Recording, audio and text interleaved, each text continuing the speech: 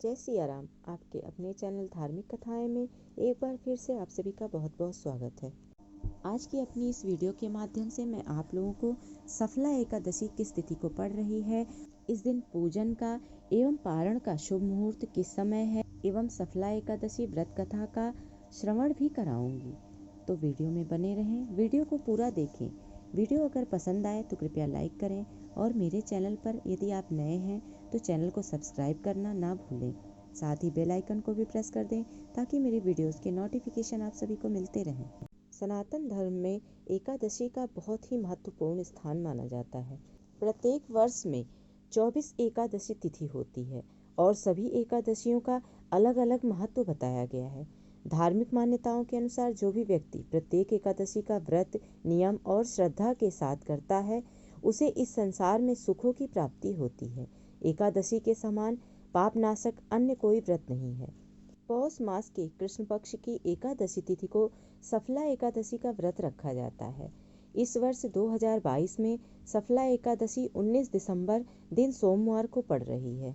19 दिसंबर को प्रातःकाल 3:32 से एकादशी तिथि का प्रारंभ हो रहा है और 20 दिसंबर 2022 दिन मंगलवार को 2:32 तक यह तिथि रहेगी।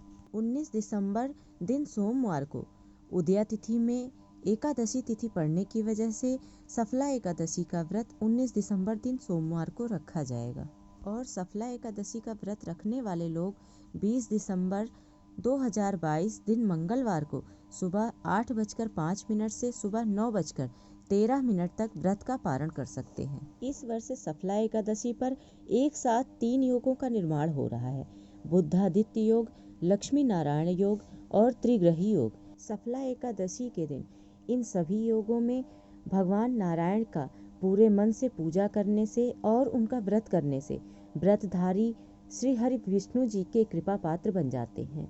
इस दिन उन्हें ऋतुफल अर्पित करने, एकादशी कथा पढ़ने तथा उनका महात्म्य सुनने से राजसूय यज्ञ का फल प्राप्त होता है। शास्त्रों के अनुसार सफला एकादशी के दिन व्रत कर भगवान विष्णु की पूजा करने से व्यक्ति को सौभाग्य की प्राप्ति होती है। साथ ही जो व्यक्ति पूरी श्रद्धा और सच्चे मन से भगवान विष्णु की पूजा और व्रत करते हैं उन्हें मृत्यु के बाद वैकुंठ की प्राप्ति होती है। यह एकादशी व्रत इतना अधिक महत्व का है कि अधिक से अधिक दक्षिणा पाने वाले यज्ञ से भी भगवान प्रसन्न नहीं होते जितना इस एकादशी व्रत पर उपवास करने से होते हैं। इस एकादशी के देवता श्री नारायण हैं। जिस प्रकार नागों में शेषनाग, पक्षियों में गरुण, सब ग्रहों में चंद्रमा, यज्ञों में अश्वमेघ और देवताओं में भगवान विष्णु श्रेष्ठ हैं, उसी तरह सब व्रतों में एकादशी का व्रत श्रेष्ठ है।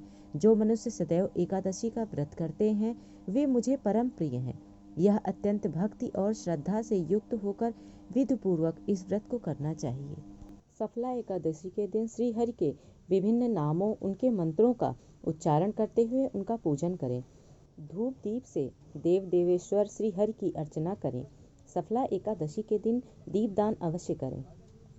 रात को वैष्णवों के साथ नाम संकीर्तन करते हुए जागरण करना चाहिए।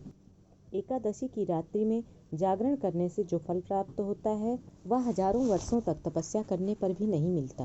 व्रत विधान के विषय में जैसा कि श्री कृष्ण कहते हैं कि 10वीं तिथि को शुद्ध और सात्विक आहार एक समय लेना चाहिए।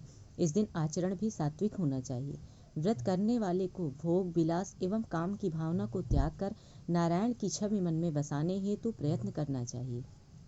एकादशी तिथि के दिन प्रातः स्नान कर शुद्ध वस्त्र धारण कर माथे पर श्रीखंड, चंदन अथवा गोपी चंदन लगाकर कमल अथवा वैजंती के फूल, फल, गंगाजल, पंचामृत, धूप दीप सहित लक्ष्मी नारायण की पूजा एवं आरती करें।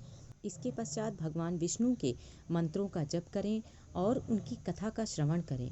समस्त पूजन समाप्त होने के पश्चात भगवान विष्णु की आरती भी अवश्य करें। संध्या काल में अगर चाहें तो दीपदान के पश्चात फलाहार कर सकते हैं। द्वादशी के दिन भगवान की पूजा के पश्चात कर्मकांडी ब्राह्मण को भोजन करवाकर जनेऊ एवं दक्षिणा देकर विदा करने के पश्चात ही भोजन ग्रहण करना चाहिए। जो भक्त इस प्रकार सफला एकादशी का व्रत रखते हैं वह रात्रि में जागरण एवं भजन कीर्तन करते हैं। उन्हें श्रेष्ठ यज्ञों से जो पुण्य मिलता है उससे कहीं बढ़कर फल की प्राप्ति होती है। एकादशी के दिन चावल खाना मना होता है, इसलिए इस दिन अपने घर में ना तो चावल बनाएं और ना खाएं, और साथ ही यदि आपके घर में कोई मेहमान आ रहा है या कोई भी है तो उसको भी आप अन्न ना खिलाएं, और चावल तो कदापि भी नहीं खिलाना चाहिए।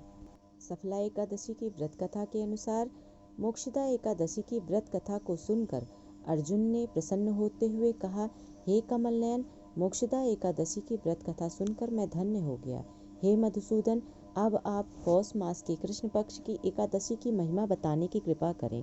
उस एकादशी का क्या नाम है, उस दिन किस देवता की पूजा होती है और उसके व्रत का विधान क्या है? मुझ पर कृपा करते हुए यह सब आप मुझे विस्तार पूर्वक बताएं। अर्जुन की जिज्ञासा सुन श्री कृष्ण ने कहा, हे कुंती पुत्र, तुम्हारे प्रेम के कारण मैं तुम्हारे प्रश्नों का विस्तार सहित उत्तर देता हूँ। अब तुम इस एकादशी व्रत का महात्म्य सुनो। हे पार्थ, इस एकादशी के द्वारा भगवान विष्णु को शीघ्र ही प्रसन्न किया जा सकता है। पौष मास की कृष्ण पक्ष की एकादशी का नाम सफला है। इस एकादशी के आराध्य देव नारायण हैं। इस एकादशी के दिन श्रीमन नारायण जी की विधि के अनुसार श्रद्धा पूर्वक पूजा करनी चाहिए। हे पांडुनंदन, इसे सत्य जानो कि जिस तरह नागों में शेषनाग, पक्षियों में गरुण, ग्रहों में सूर्य चंद्र, यज्ञों में अश्वमेघ और देवताओं में भगवान विष्णु श्रेष्ठ है, उसी प्रकार व्रतों में एकादशी व्रत श्रेष्ठ है। हे अर्जुन, एकादशी का व्रत करने वाले व्यक्ति भगवान श्री हरि को अति प्रिय हैं। इस एकादशी में नींबू, नारियल, नैवेद्य आदि अर्पण करके भगवान नारायण की पूजा करनी चाहिए। मनुष्य को 5 सहस्र वर्ष तपस्या करने से जिस पुण्य का फल प्राप्त होता है, वही पुण्य श्रद्धा पूर्वक रात्रि जागरण सहित सफला एकादशी का उपवास करने से मिलता है। हे कुंती पुत्र, अब तुम सफला एकादशी की कथा ध्यान पूर्वक सुनो। प्राचीन समय में चंपावती नगरी में महिष्मान नामक एक राजा राज्य करता था। उसके 4 पुत्र थे। उसका सबसे बड़ा लुम्पक नाम का पुत्र महापापी और दुष्ट था। वह हमेशा पर स्त्री गमन में तथा वेश्याओं के यहाँ जाकर अपने पिता का धन व्यय किया करता था। देवता, ब्राह्मण, वैष्णव आदि सुपात्रों की निंदा करके वह अति प्रसन्न होता था।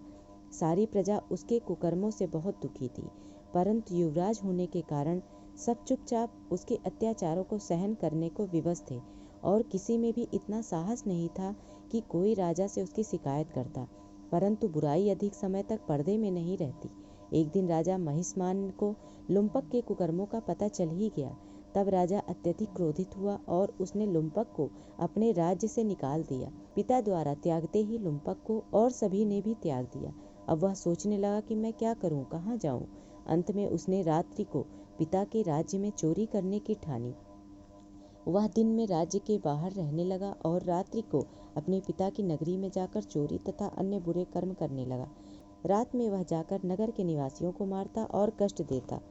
वन में वह निर्दोष पशु पक्षियों को मारकर उनका भक्षण किया करता था। किसी किसी रात जब वह नगर में चोरी आदि करते पकड़ा जाता तो राजा के डर से पहरेदार उसे छोड़ देते थे। कहते हैं कि कभी कभी अनजाने में भी प्राणी ईश्वर की कृपा का पात्र बन जाता है। ऐसा ही कुछ लुम्पक के साथ भी हुआ। जिस वन में वह रहता था वह वन भगवान को भी बहुत प्रिय था। उस वन में एक प्राचीन पीपल का वृक्ष था तथा उस वन को सभी लोग देवताओं का क्रीड़ा स्थल मानते थे। वन में उसी पीपल के वृक्ष के नीचे महापापी लुम्पक रहता था। कुछ दिन बाद पौष मास के कृष्ण पक्ष की दशमी तिथि के दिन वस्त्रहीन होने के कारण लुम्पक तेज ठंड से मूर्छित हो गया।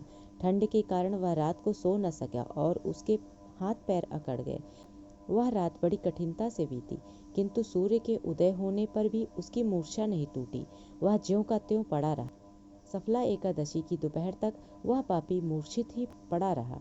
जब सूर्य के तपने से उसे कुछ गर्मी मिली तब वह दोपहर में कहीं उसे होश आया और वह अपने स्थान से उठकर किसी प्रकार चलते हुए वन में भोजन की खोज में फिरने लगा। उस दिन वह शिकार करने में असमर्थ था, इसलिए पृथ्वी पर गिरे हुए फलों को लेकर पीपल के वृक्ष के नीचे गया। तब तक भगवान सूर्य अस्ताचल को प्रस्थान कर गए थे। भूखा होने के बाद भी वह उन फलों को न खा सका, क्योंकि कहाँ तो वह नित्य जीवों को मारकर उनका मांस खाता था और कहाँ उसे फल खाना तनिक भी अच्छा नहीं लगा। अतः उसने उन फलों को पीपल के पेड़ के पास ही रख दिया। दुखी होकर बोला, हे ईश्वर, यह फल आपको ही अर्पण है, इन फलों से आप ही तृप्त हो। ऐसा कहकर वह रोने लगा और रात को उसे नींद नहीं आई। वह सारी रात रोता रहा। इस प्रकार उस पापी से अनजाने में ही एकादशी का उपवास हो गया। उस महापापी के इस उपवास तथा रात्रि जागरण से भगवान श्री हरि अत्यंत प्रसन्न हुए और उसके सभी पाप नष्ट हो गए। सुबह होते ही एक दिव्य रथ अनेक सुंदर वस्तुओं से सजा हुआ आया और उसके सामने खड़ा हो गया। उसी समय आकाशवाणी हुई, हे युवराज, भगवान नारायण के प्रभाव से तेरे सभी पाप नष्ट हो गए हैं।